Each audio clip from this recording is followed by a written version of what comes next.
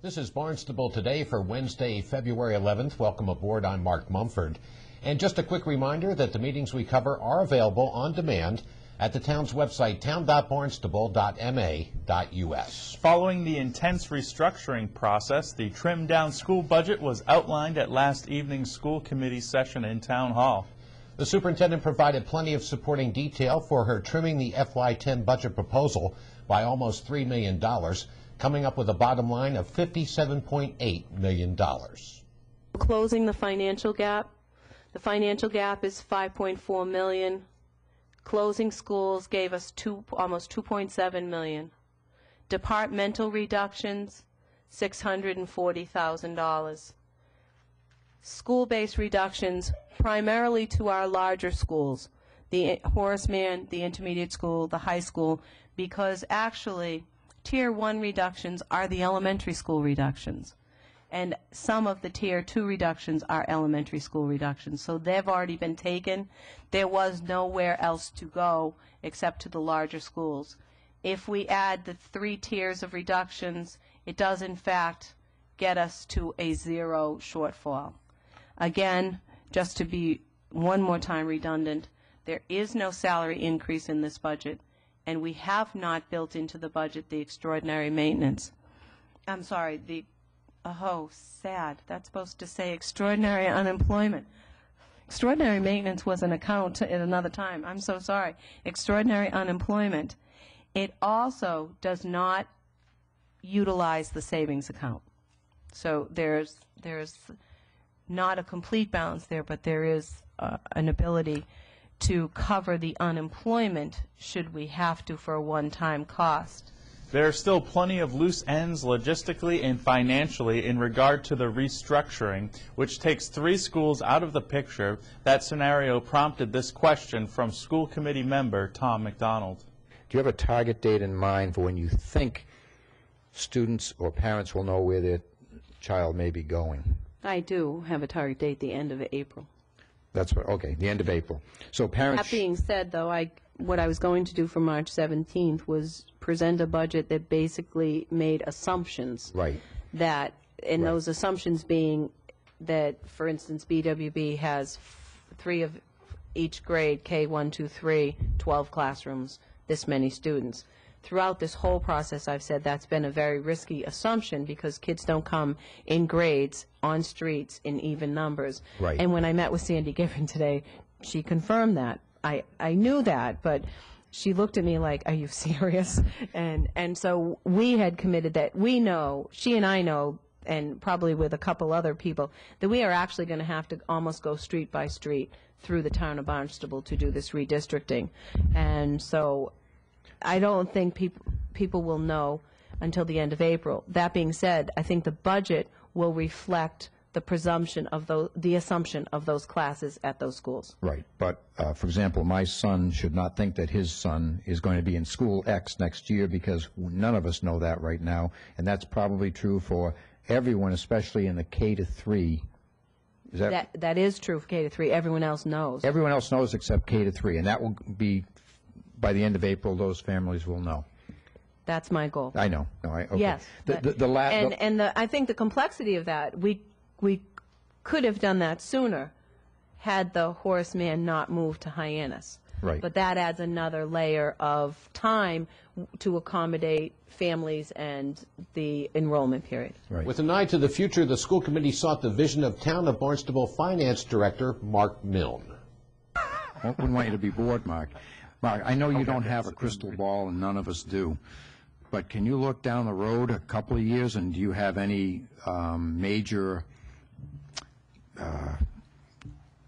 things that you see on the horizon for FY 2011 or 12 that you say we should be aware of this, and maybe you don't have that yet, and maybe you've shared that? I don't know. Anything significant jumping out at you? Obviously, I think a lot depends on what happens with the economic stimulus package that comes out of the federal government and how that trickles down through the states and local municipalities. There seems to be a lot of argument or disagreement as to how the stimulus package should be implemented. So that's a big question mark. And You know, what might happen versus what I personally feel should happen aren't exactly the same. But some of the areas that I see locally that we're going to struggle with is new building growth.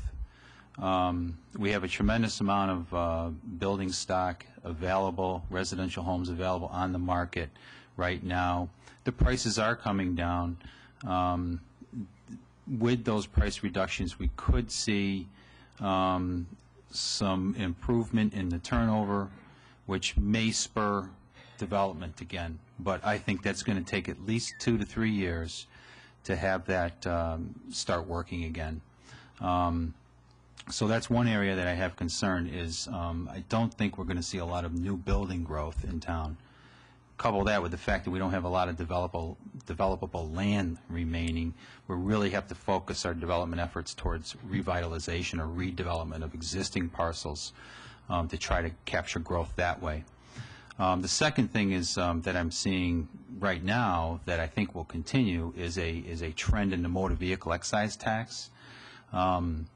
You have we had a significant decline in the commitment, the bills that we just received from the Department of Motor Vehicles this month. It showed almost a $750,000 drop in the billings, and I think we're going to continue to see a decline in that because of the auto industry.